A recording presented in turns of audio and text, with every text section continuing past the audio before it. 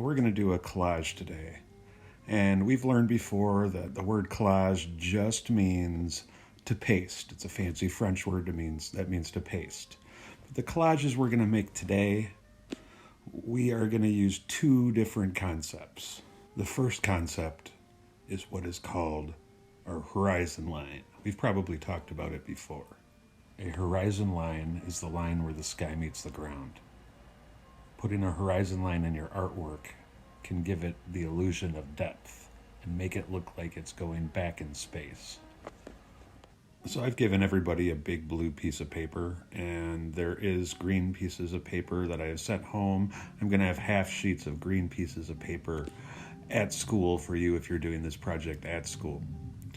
Now we are going to use that green piece and the blue piece to create our horizon line. If you don't want it to go straight across your paper, you want it like kind of hilly, like mine, you can cut those hills, gentle hills into it. But you don't have to. Now, if you're doing this project at home, you're going to use your glue stick I sent home. But if you're doing it at school, I think I'm going to have this kind of clear glue ready for you, and we're going to use paintbrushes to glue in our collages today. So first we're going to glue our horizon line onto our paper. We have the ground on the bottom and the sky on the top, separated by the horizon line. Now the next concept we're going to review is near, foreground, also called foreground, and far, or background. If you're really advanced, you could even add middle ground too. Middle ground is the area between your foreground, your near stuff, and your background, your far stuff. Now we've already learned that rectangle A looks near and rectangle B looks far, because rectangle A is bigger and it's lower on the page. That usually makes it look closer. We've also learned that you can create near and far by using overlap. Here we can tell rectangle A is near because it overlaps rectangle B. Now we are going to use those concepts in our collage. I am going to make a neighborhood of houses, some near and some far, but if you have other ideas, I am absolutely fine with that. I'm just thinking houses because you guys probably know how to make those pretty easily. You know, you just kind of put rectangles and triangles together to make a basic house. But remember, let's put windows and doors, maybe garages, chimneys, whatever you can think of on your house. They don't have to be boring houses. Now that house that I made is back by the horizon line. It's far. Now let's make a house near. Let's use different colors and make it just a little bit different than our far house. Remember, craftsmanship counts and good gluing.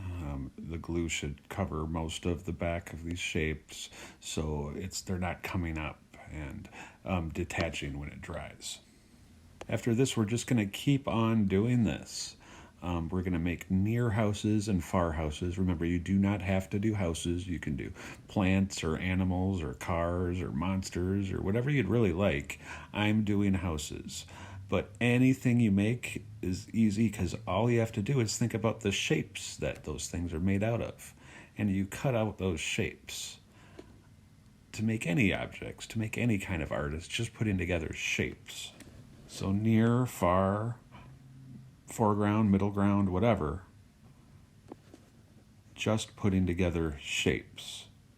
Remember unity and variety. We've talked about that before. These will have unity because they're some of the same shapes, but if you make everything a little bit different, it will also have variety. To add more variety to my picture, I'm adding things like trees. I'm adding things in the sky like clouds and the sun. You could put airplanes or birds or whatever you'd like. It is really up to you. All I ask is that you have stuff that is near and stuff that is far, and our horizon line, and that you have enough going on the right side, on the left side, on the top and on the bottom of our pictures to make them more interesting. So just keep at it. It may seem like it's taking a long time, but I bet you will be proud of what you've got when it's done. These things look fantastic when they're finished, and I really hope you like making yours because I really liked making mine. We haven't done a lot of collage this year, so I thought it would be fun to do this today. I'm still adding details everywhere. I'm adding window panes. You can add whatever you want, really. Anything is fair game. I can't wait to see yours. Some of my favorite moments as an art teacher is seeing what my students come up with. So I hope you like this. Have a great day, and I will talk to everybody soon.